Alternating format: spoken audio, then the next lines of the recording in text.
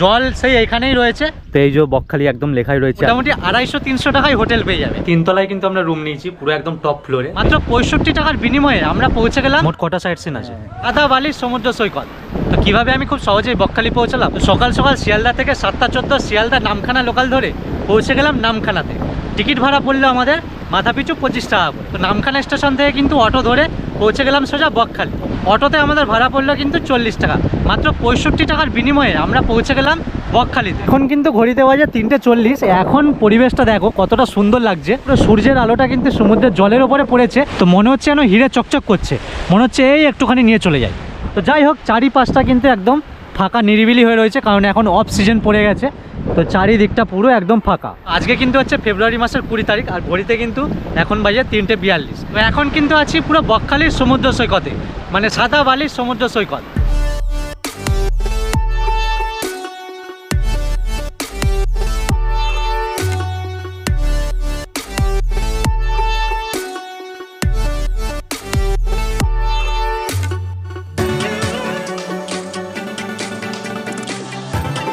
তো এই বকখালি কিন্তু সাদা বালি আর লাল কাঁকড়ার জন্য বিখ্যাত। এবার সাদা বালি তো প্রচুর রয়েছে, কিন্তু লাল কাঁকড়াগুলো যখনই কাছে যাচ্ছি ঢুকে যাচ্ছে। মানে আমাকে তো দেখতে খারাপ, কি আর করবো, অপমান।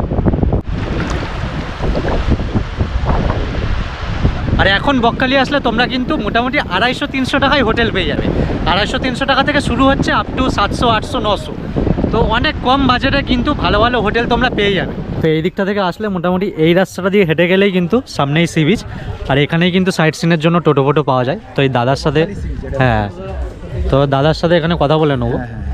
আমাদের ম্যানগ্রোভ হ্যান্ডি আইল্যান্ড রয়েছে, ম্যানগ্রোভ সুন্দরবন হ্যান্ডি আইল্যান্ড রয়েছে। মোট কটা সাইট সিন আছে? আমাদের রয়েছে এখানে 5খানা সাইট সিন। 5খানার নাম কি?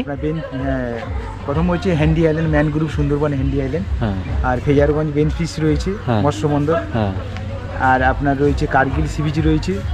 আর আপনার ফেজারগঞ্জ রয়েছে, ইকো পার্ক রয়েছে। আর ওই আপনার কার্গিল সি বিচ থেকে 3টে আইল্যান্ড দেখা যায়, জম্মু আইল্যান্ড, গঙ্গাসাগর, মৌসুমী আইল্যান্ড। আচ্ছা, ওখান থেকে যাওয়া যায়, লঞ্চে করে জম্মু আইল্যান্ডটা যাওয়া যায়, বুঝতে পারছেন? আচ্ছা আচ্ছা। তো এটা কেমন কি ভাড়া আছে? ও লঞ্চের ভাড়াটা আপনার পার হেড 150 টাকা করে নেয় যাওয়া আসা। আচ্ছা, জম্মু দিবে, বুঝতে পারছেন? নিয়ে যাবে, নিয়ে আসবে 2 ঘন্টার প্যাকেজ। আর এমনি আপনাদের এই টোটো ভাড়া কি আছে? আমাদের এইগুলো সাইট সিন পুরোটাই ঘুরতে গেলে আমাদের পার হেড 80 টাকা করে নেয় যাওয়া আসা। যাওয়া আসা পার হেড 80 টাকা করে। 5খানা স্পট। এবার 5 জন বসতে পারবে, তাই তো? তাহলে হচ্ছে 400 টাকা। কেউ যদি 2জন যায় তাহলে 400 টাকা। হ্যাঁ, 400। ও আচ্ছা আচ্ছা। জানা বাবলু জানা। আর নাম্বারটা বলে দিন। নাম্বারটা বলে দিন। হ্যাঁ, বলতে যাবে। হ্যাঁ হ্যাঁ, আচ্ছা, ঠিক আছে। 8089417369। আচ্ছা, ঠিক আছে। আর বকখালিতে দিনের বেলায় যতটা মজা হয় তার থেকে কিন্তু বেশি মজা হয় রাত্রের বেলায়। কারণ রাত্রের বেলায় এই যে বকখালি সমুদ্র সৈকতের মধ্যেই যে দোকানগুলো রয়েছে, ওই দোকানগুলো কিন্তু রাতের বেলাতেই খোলে। এই দিনের বেলায় এখন যেমন বন্ধ, তো রাত্রেবেলায় খোলে আর চারি সাইডটা পুরো আলোয় আলোকিত হয়ে যায়। সেই জিনিসটা কিন্তু খুবই ভালো লাগে। তবে যাই বলো, বকখালিতে কিন্তু দেখার মতো তেমন কিছু নেই। ওই 4টে সাইট সিন আর এই হচ্ছে ফাঁকা সি বিচ, ঠিক আছে? আর আগের থেকে পর্যটকও অনেকটা কমে গেছে। তার একটা কিন্তু মস্ত বড় কারণ রয়েছে। কারণটা হচ্ছে এই যে দেখো, জল সেই এইখানেই রয়েছে। এখান থেকে আর পারে অত দূর আর জল যায় না, এতটা দূরে জল। এবার চান করতে হলে তোমাকে এতটা দূরে আসতে হবে। এবার এখান থেকে কিন্তু তোমাকে সেই অতটা দূরে যেতে হবে, প্রচুরটা দূর কিন্তু। মানে ওই একদম পার থেকে কিন্তু এই জায়গাটা নেই করে 1.5 কিলোমিটার মতো হবে, আরও বেশি তো কম না, এরকম হবে সামথিং। তো তেমন কিছু নেই বকখালিতে। প্রপার রিভিউ দেবো, আমি বলেছি যে যেটা সত্যি সেটাই বলবো, যেটা মিথ্যে সেটা মিথ্যে বলবো। তো এই হলো ব্যাপার। আর সন্ধ্যেবেলায় বকখালিটা একটু ভালো লাগে, কিন্তু দিনের বেলায় তেমন কিছু নেই দেখার মতো। তো আমার এই কথাটা শুনে তোমরা বলতেই পারো যে তাহলে বকখালি কেন গেলে, দীঘা যেতে পারতে। দেখো, দীঘার জায়গায়, বকখালির জায়গায়, দুটোর দুরকম মাহাত্ম্য রয়েছে। দেখো, দীঘার মতো কিন্তু একদম সমুদ্রের পাশেই হোটেলগুলো কিন্তু নেই। মানে বকখালিতে তোমরা যেই হোটেলেই থাকো না কেন, মোটামুটি 5-6 মিনিট হেঁটে তোমাদের সমুদ্রে আসতেই হবে। তো এই যে বকখালি একদম লেখাই রয়েছে সামনে সমুদ্র, আর এগুলো হচ্ছে সমুদ্র লাগোয়া সব এই যে দোকান রয়েছে। আর সাইট সিন যদি তোমরা করতে চাও তাহলে এই যে সামনে থেকে টোটো পেয়ে যাবে। আর এই রাস্তাটা থেকে আমাদের একটুখানি হেঁটে যেতে হবে হোটেলগুলো নেওয়ার জন্য। ওই যে সামনেই হচ্ছে বকখালি সমুদ্র, ওখান দিয়ে হেঁটে একটু আসলাম। আর এই যে এটা হচ্ছে বাস স্ট্যান্ড, মোটামুটি এখান থেকেই কিন্তু হোটেল সব শুরু হয়ে যাচ্ছে। ওই যে বাস স্ট্যান্ড, আর এই যে একটু এগিয়ে আসলাম, এই যে এইদিকে একটা রাস্তা চলে যাচ্ছে, এদিকে অনেক হোটেল রয়েছে। আর এদিকে একটা রাস্তা চলে যাচ্ছে, এদিকেও কিন্তু অনেক হোটেল রয়েছে। তো আমরা এই গলিটা দিয়ে ঢুকছি, এই গলিটা এই যে জনসংযোগ কার্যালয় বকখালি। তো এই গলিটায় কিন্তু প্রচুর হোটেল রয়েছে। এই দেখো, এই হোটেলটা আমরা নিয়েছি, 3 তলায় কিন্তু আমরা রুম নিয়েছি, পুরো একদম টপ ফ্লোরে। তো এখান থেকে কিন্তু এই যে চারি সাইডের ভিউটা কিন্তু দারুণ লাগছে। এই যে ব্যালকনি, ব্যালকনি থেকে পুরো ভিউটা অসাধারণ। আর এখান থেকে সমুদ্র কিন্তু হেঁটে তোমার 6-7 মিনিট সময় লাগবে। তো হাঁটার তো দরকার নেই, এই হোটেলের যখন মানে এই হোটেলের যেহেতু টোটো সবসময় অ্যাভেলেবেল রয়েছে, যখনই ফোন করবে তোমাকে দিয়ে আসবে আবার নিয়ে আসবে, তার জন্য কোনো চার্জ লাগে না। আর ওয়াইফাইও ফ্রি রয়েছে। তো চলো, এই হোটেলটার মানে এই রুমটার ভাড়া কিন্তু আমাদের নিয়েছে 500 টাকা, মানে 600 টাকা বলছিল, আমরা 500 টাকা দিয়েছি। তো ভেতরটা কিন্তু খুবই সুন্দর, আর যেহেতু নতুন হোটেল মানে একদম নতুন বানানো হয়েছে যেহেতু কিন্তু খুবই সুন্দর। তো চলো ভেতরটা তোমাদের দেখাই। এই হচ্ছে ভেতরটা, দেখো কতটা সুন্দর, একদম নতুন পরিষ্কার পরিচ্ছন্ন। আর এখানে কিন্তু 3 জন আরামসে শুতে পারবে, ঠিক আছে। এবার আমরা 2 জন আজকে থাকবো এখানে, আমি আর আমার বন্ধু। আর এই যে একটা মিরর আছে এখানে, আর বাথরুমটা দেখিয়ে দিচ্ছি। দাঁড়াও, লাইটটা জ্বালিয়ে দিই, কোথায় সুইচ গেল। এই হচ্ছে বাথরুম, কোমোড রয়েছে, বাথরুমও ঠিক আছে, পরিষ্কার পরিচ্ছন্ন। আমরা যেহেতু 2 জন আছি তাহলে সেহেতু 500 টাকা নিয়েছে, মানে মাথা পিছু 250 টাকা করে পড়লো। তো ঠিকই রয়েছে, একদম কিন্তু খুব সুন্দর। আর এদিকে কিন্তু টিভিও রয়েছে, বড় টিভি রয়েছে, খুব ভালো। আর সমুদ্রও এখান থেকে বেশি দূর না। বকখালিতে কিন্তু এখন অফ সিজন চলছে। অফ সিজন মানে কি? অফ সিজন মানে হোটেলের ভাড়া কম, এদিক ওদিক ঘুরতে যাবে, সবই ভাড়া কিন্তু কম। তো বকখালিতে মোটামুটি 300 থেকে 350-র মধ্যে হোটেল তোমরা পেয়ে যাচ্ছ, কোনো অসুবিধা নেই। এবার এই যে আমরা এই ওপরে এই যে রুমটা নিয়েছি একদম 3 নম্বর ফ্লোরে, তো এই রুমটা নিয়ে 500 টাকা ভাড়া নেওয়ার একটাই কারণ যে বাইরে কিন্তু এত সুন্দর একটা সুন্দর ভিউ রয়েছে। আর এই যে এত সুন্দর একটা ব্যালকনি। এই ভিডিওটা কিন্তু কোনো রকম পেড প্রমোশন না, এটা কিন্তু জাস্ট তোমাদের ইনফরমেশনের জন্য ভিডিওটা বানানো। ঘড়িতে কিন্তু এখন মোটামুটি 8টা বেজে গেছে, আর 8টার সময় কিন্তু বকখালি সমুদ্র সৈকতের সামনে যাচ্ছি। তো এখানে কিন্তু দেখো দোকানগুলো এখন দেখাচ্ছি তোমাদের, চারিদিকে কিন্তু দোকানে আলো জ্বলে গেছে, আর দোকানগুলো এখন মোটামুটি একটু ভিড়ভাড়টা রয়েছে। আর এই যে সামনে এখান থেকে এই যে টোটোগুলো সাইড সিনের জন্য যায়। তো চলো মোটামুটি একটু মার্কেটটা তোমাদের দেখাই, আর সামনে সমুদ্র সৈকতটাও তোমাদের দেখাবো। তো দেখো, আগেই বলেছিলাম যে পর্যটকদের অত ভিড় নেই, তো এখন কিন্তু বকখালি অনেকটাই ফাঁকা। আর এদিকে একটা মন্দির রয়েছে, এই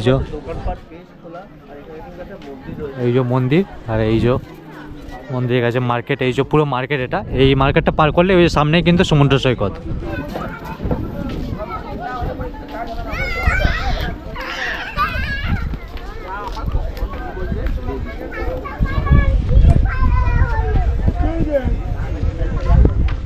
এই যে সামনেই হচ্ছে সমুদ্র সৈকত, ওই যে দেখা যাচ্ছে সমুদ্র, মানে জলটা কিন্তু অনেকটাই দূরে আছে। আর মার্কেট কিন্তু পুরো খুলে গেছে। আর সমুদ্র সৈকতের সামনে যে দোকানগুলো আমি বলছিলাম ওইগুলো কিন্তু এখন ওপেনিং হয়ে গেছে পুরো, আর লাইট ফাইট জ্বলছে, ওইগুলো কিন্তু দেখতে দারুণ লাগছে।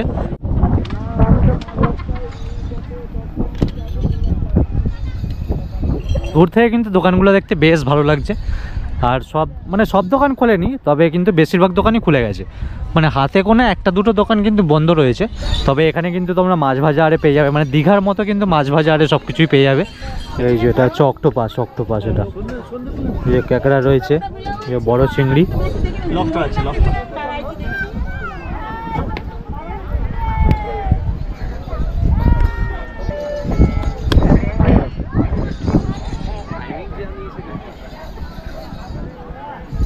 এদিকে ভুট্টার দোকান রয়েছে, এদিকে হচ্ছে ফুচকার দোকান। আর সামনে কিন্তু অনেক চেয়ার পেতে সব বসে রয়েছে। তো এগুলো কিন্তু প্রাইস পড়ে, মানে 10 টাকা করে পার ঘন্টায় এরকম প্রাইস পড়ে। এগুলো এমনি কিন্তু বসা যায় না। রাত্রেবেলা এরকম চেয়ারের মধ্যে বসে তোমরা ফিল নিতে পারবে, আবহাওয়া নিতে পারবে, মানে হাওয়াটা। আর জল কিন্তু দিনের বেলায় সেই যতটা দূরে দেখিয়েছিলাম ততটা দূরেই রয়েছে। এই মাছটা কতটা বড়, বগো মাছ, এটা বগো।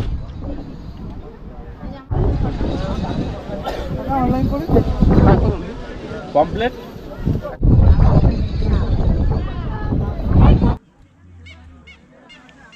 আচ্ছা, এখন এই সি বিচের মধ্যে ঘুরে বেড়াচ্ছি। তবে আমার একটা ছোট্ট আবেদন রয়েছে। এই যে দীঘা, আমাদের দীঘা হচ্ছে দিনের পর দিন সাজানো হচ্ছে।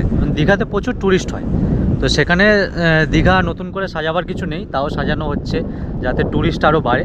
কিন্তু আমাদের এই বকখালিতে দেখার মতো কি রয়েছে? এই যে সমুদ্র 1 কিলোমিটার দূরে, তারপরে লাল কাঁকড়া তো দেখাই যায় না, আর গুনে গুনে কয়েকটা দোকান। তো দেখার মতো তেমন কিছু নেই, ওই জন্য পর্যটকও কম আসছে। আর এখানের কিন্তু বাসিন্দারা পর্যটকদের উপর নির্ভর করে নিজের জীবিকা নির্বাহ করে। বকখালিটা নতুন করে কিছু সাজানো উচিত, বা যাতে ট্যুরিস্ট আরও বেশি করে আসে, মানে পর্যটকদের কাছে আকর্ষণীয় হয়ে ওঠে এই বকখালি। তো সেইটা নিয়ে একবার হলেও ভাবা উচিত। যদি এই ভিডিওটা অবশ্যই কোনো গুণীমানী ব্যক্তি দেখে থাকেন তাহলে অবশ্যই এই নিয়ে একটা স্টেপ নেওয়া দরকার। জানি এই ছোট চ্যানেল সবার কাছে পৌঁছাবে না। আমাদের যেমন কলকাতায় কি মানে মেয়ে মানুষ বলো, ছেলে মানুষ বলো, অনেক কিছু কাজ করার অনেক ব্যবস্থা রয়েছে, অনেক কিছু রয়েছে, কিন্তু এখানকার মানুষজনের কাছে তো তেমন কিছু নেই। তো আমি অবশ্যই আবেদন করব যে বকখালি তো একটা ভালো ট্যুরিস্ট প্লেস না, আজ থেকে 4 বছর আগেও আমি বকখালির বিশাল নামডাক শুনেছি, কিন্তু এখন কিন্তু সেই জিনিসটা নেই। কেন নেই? যে এখানে নতুনত্ব কিছু করা হচ্ছে না, যেটা আছে সেটাও বা আস্তে আস্তে ধ্বংস হয়ে যাচ্ছে, কারণ সমুদ্র আস্তে আস্তে দূরে চলে যাচ্ছে। সমুদ্রে আর কি রয়েছে, আর তো তোমাদের দেখালাম যে এই গুনে গুনে কয়েকটা দোকান, এবার পর্যটক হচ্ছে না বলে দোকানও আস্তে আস্তে অনেকে বন্ধ করে রাখছে, তেমন লোকজন হচ্ছে না। তো এখানকার মানুষজনের কাছেও একটা আফসোস বোধ হচ্ছে। বকখালি এই জায়গাটাও কিন্তু ভালো একটু করে সাজানো উচিত, যাতে কিন্তু ট্যুরিস্টদের ভিড় বাড়ে। তো এটা দেখা উচিত, আমি এটুকুই বলবো। হয়তো জানি না আমি সাজিয়ে গুছিয়ে বলতে পারলাম কি না, তো আশা করছি সবাই বুঝে গেছে। তো জাস্ট এটাই। তবে যাই হোক, সি বিচে কিন্তু দারুণ দারুণ কথা বললাম আমি, একদম মন ছুঁয়ে যাওয়ার মতো, মানে আমার না তোমাদের মন ছুঁয়ে গেছে আমি জানি, তবে কথাগুলো আমি সত্যিই বলেছি। তো যাই হোক, আমরা কিন্তু বিরিয়ানি নিয়ে একদম রুমে চলে আসলাম, মানে ওই যে একদম আমাদের হোটেল রুমে। তো ঠিকই আছে। আর যাই হোক, তোমাদের ইম্পর্টেন্ট কিছু টিপস দিয়ে দিই, তোমরা কিন্তু শনি রবিবারটা বাদ দিয়ে কিন্তু যে কোনো ট্যুরিস্ট প্লেসে যাবে, তাহলে কিন্তু হোটেল ভাড়াটা অনেকটাই কম হয়ে যায়। আর আমাদের এই বকখালি সমুদ্র সৈকত কিন্তু 10টা পর্যন্তই অ্যাভেলেবেল থাকে, মানে ট্যুরিস্টদের জন্য 10টা পর্যন্তই খোলা থাকে। তো চলো যাই হোক, এই ভিডিওটা এখানেই শেষ করছি, তোমাদের যা বলার মোটামুটি বলেই দিলাম। তো দেখা হচ্ছে আবার পরের ভিডিওতে।